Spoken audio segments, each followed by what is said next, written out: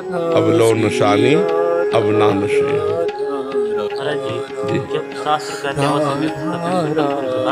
जी तो क्या पुण्य कर्म करने से पाप कर्म थोड़ा कटते हैं? नहीं नहीं नहीं, पुण्य कर्म अलग रहेगा, पाप कर्म अलग रहेगा। भोगने से ही कटेगा। भोगने से कटेगा या भगवान की शरणागति होकर के नाम जप कर रहे तो कट जाएगा, पुण्य से नहीं होगा। दूसरा कोई उपाय नहीं। नहीं, दूसरा उपाय नहीं। सर्वधर्मान परित्यज्य माम एकम शरणम ब्रज, तो अहम त्वाम सर्व पापेभ्यो मोक्षयिष्यामि मा शुचा। भगवान कह रहे अहम त्वाम, मैं तुम्हें सर्व पापेभ्यो, समस्त पापों से मुक्त कर दूंगा। वो कर सकते हैं, वो मालिक है। राष्ट्रपति जैसे मुकदमा हार गया हो, फांसी की सजा हो गई हो, तो एक चांस है, राष्ट्रपति माफ कर सकता है।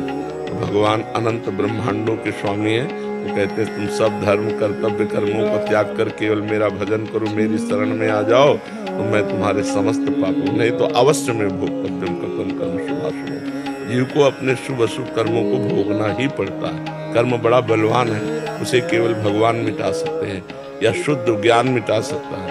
अब ये बहुत कठिन है, इसलिए भगवान का नाम जप करें, भगवान के चरण आश्रित हो जाए, वही कृपा करके क्षमा कर देंगे, बस ये बात है।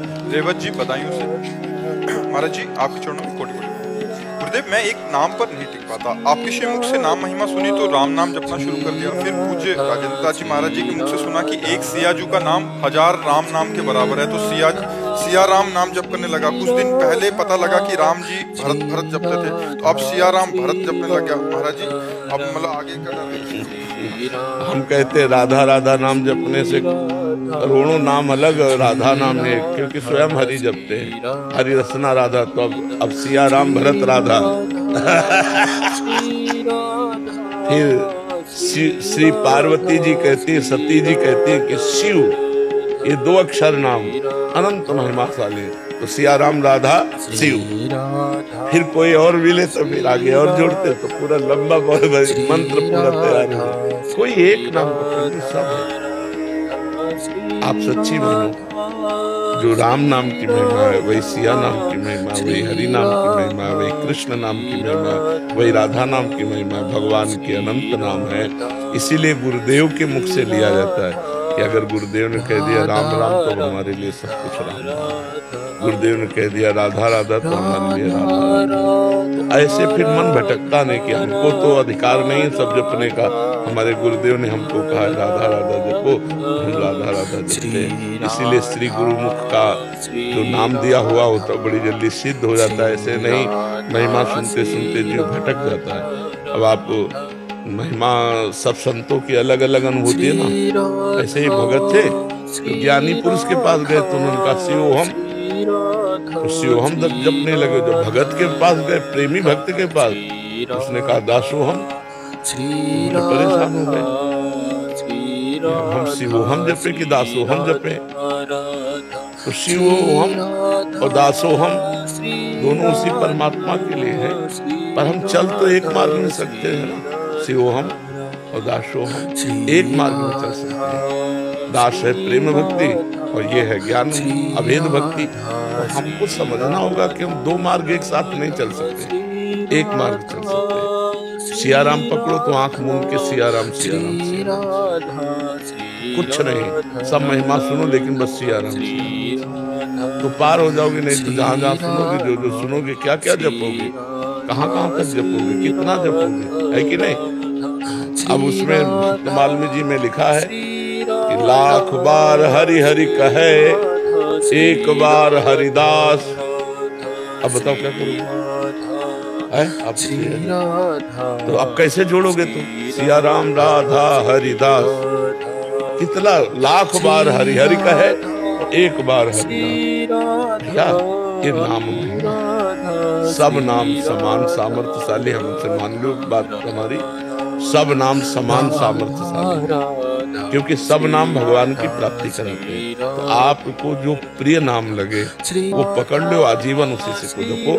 कुछ भी महिमा सुनो तो यही सोचो कि सब हमारे नाम की महिमा है, प्रभु की, ये सब प्रभु के नाम है। बार बार बदलो नहीं और जोड़ो नहीं। हम ये जरूर कहते हैं कि सिया राम जपो, मतलब युगल नाम बहुत माधुरी है इसमें। तो सिया राम सिया राम सिया राम, बस इसी में भरत जी प्रसन्न, इसी में हनुमान जी प्रसन्न, इसी में पूरा जगत प्रसन्न। जा पर कृपा राम की हुई, ता पर कृपा करे सब कोई, बस ऐसा मान, ठीक है। गुरुदेव महाराज जी, तो मैं पहले शिव जी की भक्त थी, अब राधा रानी ने कृपा करी है, उनका प्रेम है, तो अब मैंने मंत्र छोड़ दिया शिव जी का, तो उसका दोष लगेगा, मैं क्या करूं? नहीं, भगत से नहीं होता, गुरु मंत्र लिया है, लिया था पर थोड़ा कुछ दोष दृष्टि हो गई थी। तो मंत्र में क्या दोष दृष्टि? मंत्र लिया था पर अब आस्था श्री जी में है। भाई, जब तक हम अपने गुरु पर श्रद्धा नहीं रखेंगे, हमारी बात लिख लो, तब तक हम किसी भी महापुरुष से जुड़े उनसे श्रद्धा नहीं टिकेगी।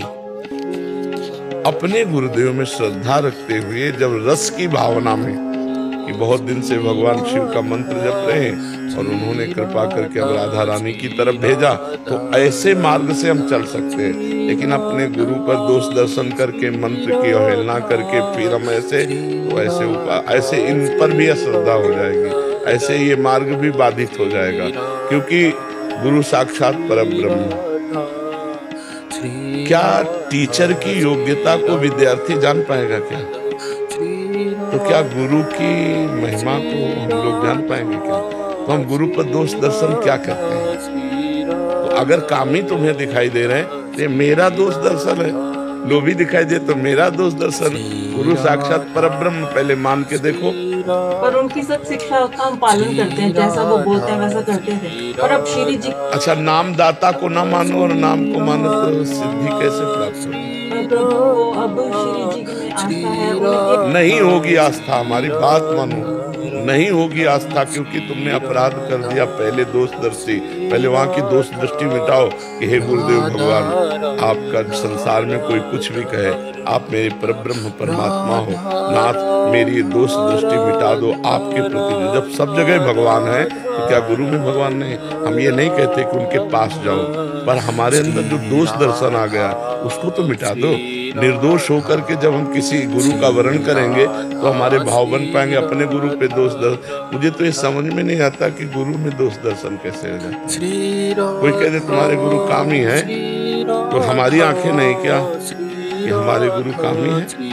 अगर कामी है हमारे गुरु तो भी हमारे लिए बंद नहीं है, लोभी है तो हमारे लिए बंद नहीं है। ये कामी और लोभी सांसारिक शब्द गुरु में कैसे लग सकता है? गुरु ब्रह्मा गुरु विष्णु गुरुदेव महेश्वरा, गुरु साक्षात परब्रह्म तस्मै श्री। इसीलिए हम सबसे कहते हैं उनसे मंत्र लिया, उपासना लिया, एकांत हो गए, भजन किए, दंडवत किए, न दोष दर्शन न होने पाए।